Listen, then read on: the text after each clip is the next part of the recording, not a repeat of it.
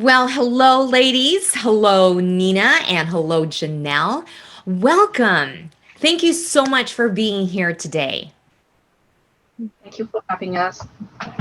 Yay, wonderful. So I'm going to start with Nina. Nina, tell me, where are you from? And where are you right now? Hi everyone, I'm Nina and I'm from Taiwan, and actually I'm in Taiwan now. Oh, wow. And what time is it in Taiwan? Because right now, as we're recording this, it's 8:51 in the morning. So over there, And it's 12:51 in the morning too, at the midnight. oh man. Wow, Nina, thank you so much for doing this with us at this time. No Thank, problem. thank you. And Miss Janelle, where are you from? I'm from Hong Kong, but now I'm still in the state. Yes, okay, so you're here. Very Mhm. good. All right, back to Nina. Nina, Mhm. why Loma Linda? Why did you choose I, to go to Loma Linda University for your education? yeah, because when I was studying in the college in Taiwan, I actually have chance to volunteer in Taiwan Adventist Hospital, and it's kind of give me a great experience to know the Adventist and Loma Linda University. And actually, I found out Loma Linda University provides the program I really want to per- pursue myself for my career too. So that's why I choose Loma Linda. Excellent.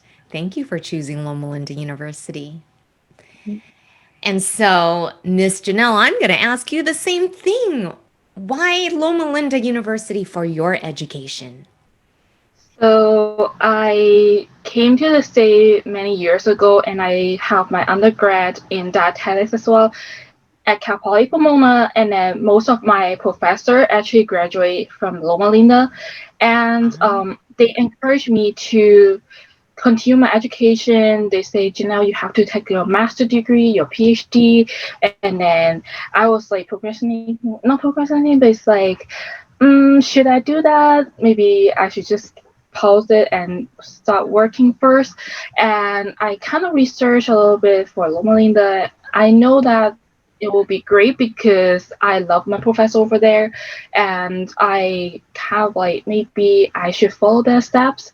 And as I research about Loma Linda, I know that it's the Adventist university, and it's kind of relate to my high school experience because I during my high school years, and I went to a 7-day Adventist high school, and I kind of understand, oh, this is what's going on, and I will have a better understanding because as a 7-day Adventist, it will be great to have all the holistic package that I need to learn and I want to learn for being these professionals. So I'm like, maybe I should go to Loma Linda and not only following my professor's path and following the spiritual path. And after I finished 1 year in Loma Linda, I'm not regret because I really learned a lot from you guys, and I love being in Loma Linda. Oh, praise God. Thank you so much for sharing that. We are so blessed at Loma Linda University to have the two of you. And both of you bring so much to the table. Both of you are passionate about nutrition and serving people and also in a holistic manner. So thank you for that. So both of you have such a great topic, which I love, so dear to my heart. The title of your episode for today is called Is It Allergies, Intolerances, or Sensitivities to Food? Whoo, can't wait to start, ladies. Okay, so here we go. My first question to the two of you, so whoever is going to answer, what are the differences between an allergy, intolerance, and a sensitivity? So you may be surprised that most people don't know they are different. Food intolerance and food sensitivity are usually being used interchangeably, but they are not the same. Food intolerance refers mostly to inability to process or digest certain foods. The most common ones is lactose intolerance. Food sensitivity, on the other hand, so involves the inappropriate innovation of the immune systems upon exposure to a particular food. Both are not life-threatening, but they can be quite disruptive. Food allergy, a more severe, which can be life-threatening. It is an overblown response by the body immune system against a seemingly harmless substance, it's just like tree nuts or soy. Correct. Okay. Thank you so much. You're so right. So many people use that interchangeably, but there are differences. So thank you for making that clear. And, well, what are the symptoms of each one of them? So here's one of the reasons why people mix up with food intolerance and sensitivity because they have some similar symptoms. Correct. Um, you may experience bloating, diarrhea, nausea, abdominal pain, or cramping, but the onsets are different. Food intolerance usually occurs in several hours, while food sensitivity may take days to start having symptoms. And for the food allergies, the symptoms include hives, itching, swelling of the lips, face, tongue, and throat. You may feel dizziness or lightheadedness or fainting as well. Ah, okay. Thank you. So then, what causes these issues? Okay, so researchers are still investigating what exactly causes food allergies, intolerance, and sensitivity. We came up with several reasons. First, we believe migration is one of the factors. Our ancestors migrate to different places and start adopting the local foods. It is one of the reasons why Eastern and Western diets can be so different. Mhm. But it takes many centuries to see the significant changes. So we came up with the second reason. It is an interaction between the genetic, environmental, and behavioral factors. You may notice that allergy runs into the family. True. Studies found, sorry, so sorry, studies found out suggest that early, no, sorry, studies found that there may be a genetic predisposition to the development of food allergies. It is possibly because of the shared environmental condition that may lead to the development of food allergies. Some studies suggest early introduction to common food allergens to our child may help to reduce the risk of developing food allergies. Mm. Yeah. Alteration in the gut microbiota have been identified as one way in which those who are genetically predisposed may develop an autoimmune condition. Bacterial and viral infections or depletion of protective bacterial strains in the gut have been implicated in increasing risk of intolerance. Bacterial and viral infection have the potential to suppress appropriate immune response by triggering inflammation and altering gut permanently, which cause the development of food sensitivity. And for the behavioral factors, our body works really efficiently. If Hmm. you don't use it, you lose it. Ah. When you stop drinking milk for a while, your body thinks that you don't need lactase to digest lactose and stop Mm. producing the enzymes. Good So point. there is no definite reasons why we experience these reactions, but having all the risk factors like genetics, environmental, behaviors all together, you have at a higher risk of getting reactions. So true. Yes, very good. And also with the food sensitivities too, I agree with all of your reasoning there. And with the gut, I'm glad you emphasized the gut and that permeability that can take place can also come about because some of us are just constantly excessively stressed. And stress is one of those that can really impact the gut negatively. And then from that, potentially, some people can also develop those food sensitivities. So, yes, so many reasons. So then what tests can we do to find out if it's an allergy or if it's an intolerance or a sensitivity? Okay, so for the food allergies, it's like more directly we can test on the immunoglobulin E, which is IgE. We can do the blood test in hospitals or any healthcare center. So the physician can use the diagnosis of the immunoglobulin E to see the presence of IgE antibodies and to find out the immune system responses. However, for food sensitivities and intolerance, now there are not really a typical test for them, but we found out like many healthcare centers or facilities are using blood tests to test the immunoglobulin G to see the food sensitivities or food intolerance.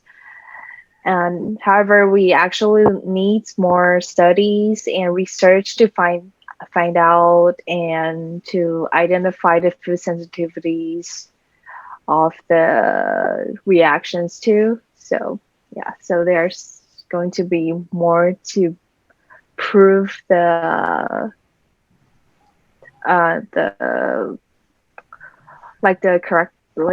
correction of the test Okay. to yeah. Mm-hmm, Yeah, with food sensitivities, yes, I know that there are those IgG tests, and mm-hmm, there are some that you can buy online, and mm-hmm. we just won't mention any names, and those are primarily IgG. But the problem with IgG tests is that sometimes it gives you a false positive. And so some people Yes. will think, oh, I'm sensitive to that, but they really aren't. It just Mm-hmm, happens to be high because maybe you ate that right before the test. And so people could be misled. mm-hmm, So, but then there are times that the IgG is correct, but you never mm-hmm. know. And that's the problem. Mm-hmm. So there is a company that looks at mediator release of these reactions and it measures that. So that's the one that is actually accurate because it measures the mediators that are being released from these interactions. So Mm-hmm. that's one that I particularly use in my practice. But yeah, IgG it's okay, but people won't know which ones are truly correct. Yeah, that's true. Yeah, I also find out like IgG test do can use as a reference, It's but a good, maybe some people do like have sensitivities to certain foods, but also it can maybe like make people to miss some healthy foods they need for their correct. body actually. So Yeah. yeah, Mhm. mhm. I Thank believe there's going to be like more accurate test will be developed in the future, and also the mediator test is also a good choice for everyone too. Mhm, Correct. Yes. It'll be nice to have more tests, more refined tests that are mhm, out there. And so we'll see what the future holds for that. mhm. So then I will ask another question. What is the relationship then between food sensitivities and gut health? I know we talked about it a little bit, but would you like Mhm. to expand a little bit more on that? Yeah, sure. As like Dr. Novel has mentioned about like the food sensitivities can actually actually they do have like close relationship of food sensitivity and leaky gut. And actually, food sensitivity can be the main cause of the symptoms that's related to leaky gut. Like also Janelle mentioned that like bacterial infection and virus infection can also be the cause of food sensitivities. And at the end, it can become leaky gut too. So Mm, I think leaky gut and food sensitivities are kind of interacting with each other.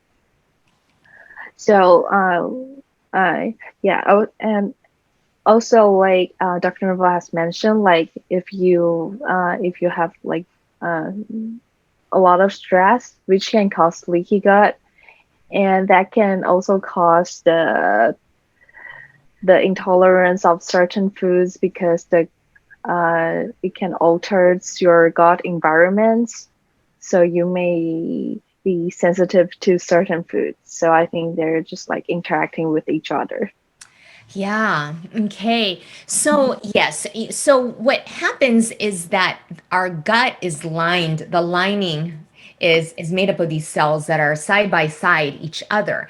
And these cells, though, stress and toxins, when we take that in into our bodies, it causes the the space in between the cells to become loose, and these spaces are called tight junctions. It's supposed to be one next to each other. And then stress or toxins that we take in through beauty products, through household cleaning products, and oh, medications like antibiotics, undigested food, it causes these tight junctions to loosen up. So here's the gut up here. And then food that is not digested, it can leak in between these cells. And then it'll go down here where there is blood. And then that causes a state of inflammation throughout the body. And then people can develop these food sensitivities because it went through the cracks, so to speak. And so people will think, wow, I didn't have a sensitivity to that before, now I do. And it's because of that leaky gut, the inflammation, and then allowing other things to systemically go into our bloodstream. And that's why it's so important to take care of our gut. So, yes, thank you. Yeah. All right. So, what is the difference between a gluten sensitivity and celiac disease? Okay, yes. I think like many people are really curious about like gluten sensitivity and celiac disease. So gluten is actually a protein in wheat, barley, and rye, in which we can see in many foods in our daily life, like bread, pasta, and cereal. Mhm. So I will start with the celiac disease. So it's an autoimmune disease. So the main reaction is that your immune system will respond abnormally when you intake any foods that contain gluten, Yeah. which actually will like destroy your villi. So you may not to digest food thoroughly and actually absorb the nutrients of the foods. So as we Mhm. can see, so it's more like an autoimmune disease. Okay. Yeah, you can, like the common symptoms will be abdominal, like bloating or gas, or like a chronic diarrhea. And it can have some adverse effect for the growing children. Like it can cause the failure of thrive in infants, and for adults, it can cause like fatigue or anemia or depression when when they have celiac disease. Okay. And however, there are many increasing um, cases that report they have like kind of they say it's gluten sensitivity, but they didn't test to have celiac disease or allergic to gluten. And they mainly will have like mental fatigue or just like gas or bloating too, and also has some migraines too. So actually, they don't really have a specific test for gluten sensitivity, but mm, so, okay, sorry. Okay, so but actually, it's more like when you uh, having more like foods, you'll feel the symptoms. It's not really like a disease, but people maybe like what Janelle just mentioned, like the cost of the food sensitivity. Maybe people are not really have chances to have chances to have those foods like breads or pasta for a while, they may be sensitivity to gluten protein. So that could be one of the cost. And I believe in the future there will be like a more specific test to see how our like immunoglobulins like reacting to different foods ingredients too. So we can know more about the actual reaction between the immune system and gluten. Hmm. Yeah, actually, even in those IgG tests that we're talking about that we Mm-hmm. say are not that accurate, I mean, if it shows gluten, Mm-hmm. an individual is sensitive to gluten, it might be some kind of indicator that we could say, okay, you know what? This is saying that it's high, so it could let people be alerted to maybe be careful of it. And the mediator release test that I do, I know it tests for that. So that is one way. That's another way. I know they're doing more tests on that, more studies on mediator release tests. So, and sometimes they just don't have the the gene for that, which causes them to have that sensitivity. Because I know for myself, I have grown up eating breads, whole grains, whole wheat breads, and but then I didn't realize until a few years ago that I have a sensitivity myself. So everybody's different in the situation, and again, it could also lead to, well, today the type of wheat that's being grown, it's grown so much more differently than it was when our grandmothers were little.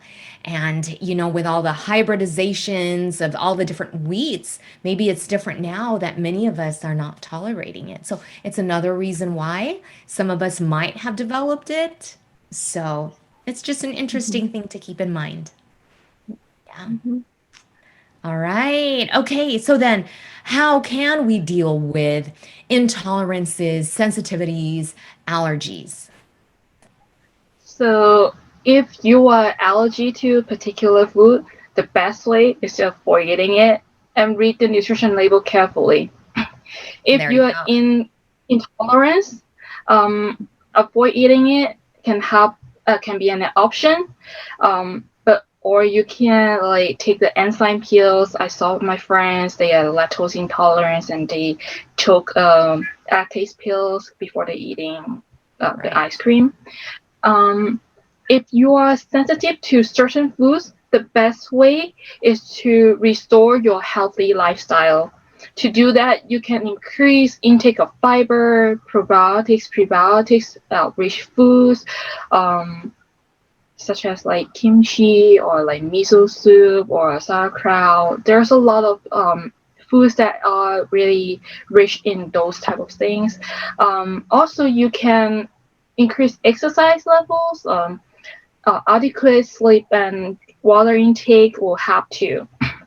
Also, meditation to de-stress because as we keep mentioning, stress can be one of the factors to have the sensitivity as well. Also, eliminate diet and reintroduce foods after a short amount of time is another method to deal with the food sensitivity. Yes, that's great. You're right with the allergies because it could be a little bit more life-threatening for some people. It can block passageways. So yes, for sure, it would be a good idea to just say, nope, don't eat those foods. And you're right. For me, I have a lactose intolerance. So those few times that I do have a little bit of cheese, I will have those lactase enzymes that you mentioned. And yeah, you're so right about optimizing the gut of the individual because then they can also work on balancing the composition of the bacteria, closing up those leaky guts, intestinal hyperpermeability is the name. Intestinal permeability is another name for leaky gut. But you're right. Sleep, getting good sleep, and increasing exercise without overdoing it, increasing those probiotic rich foods that you mentioned. You're right. That can all help with improving the gut so that once a person has eliminated those foods for a little bit that they're specifically sensitive to, and the inflammation has calmed down, and then the gut has healed, then you're correct that they can start reintroducing it back one by one later on. So there's that big difference between an allergy where it is best to stay away from that food item. The good news is about food sensitivities. It can be added back once you've taken care of your body. So, yes, very good. Well said. So, ladies, what are the main takeaways from what you both presented to us? Okay, for me, I would say um, for this, it's important to observe and listen to your body, Excellent. especially for food sensitivities and intolerance, because like food allergies, it's really like direct. You will find out when you just born. Correct. But for food sensitivity, it's more like what we have mentioned. It's interact with environment, behavioral, and also your habits. So Yeah. like when you eating or connecting to like or maybe try different foods, you can listen to your body. Do you have any abnormal symptoms?